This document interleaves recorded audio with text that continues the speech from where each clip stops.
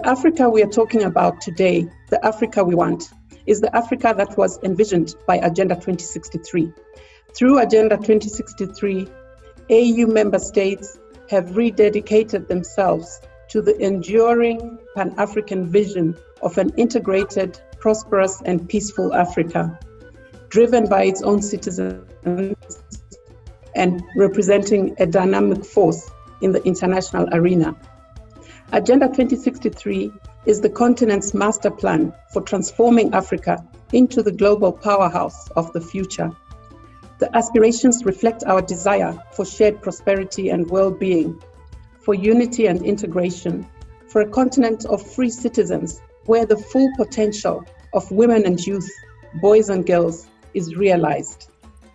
If I were to say, I bring you greetings from the future, where the hopes and dreams of Africa's youth have come to pass, you may well ask, so what does 2063 look like? I have three thoughts that this inspires in me, looked at through the prism of a few of the areas of human endeavor that are captured in Agenda 2063. Firstly, let me address the issue of our heritage.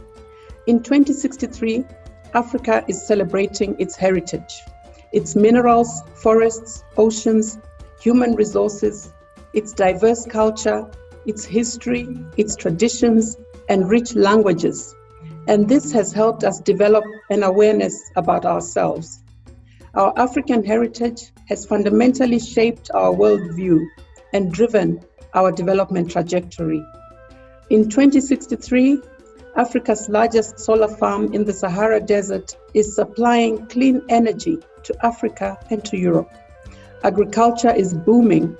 Africa is producing its own food, adding value to its natural resources, building world-class infrastructure, and the African Continental Free Trade Area has brought prosperity to the continent.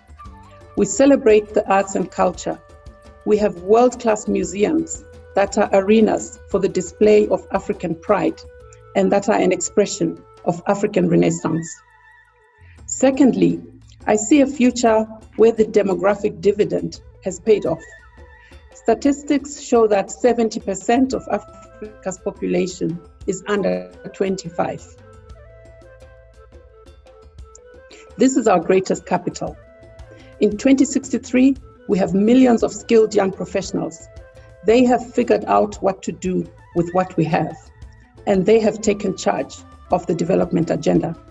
The youthful generation is in charge of Twitter, Facebook, Instagram, WhatsApp, drone technology, the Internet of Things, and so on. The amount of power this represents is significant.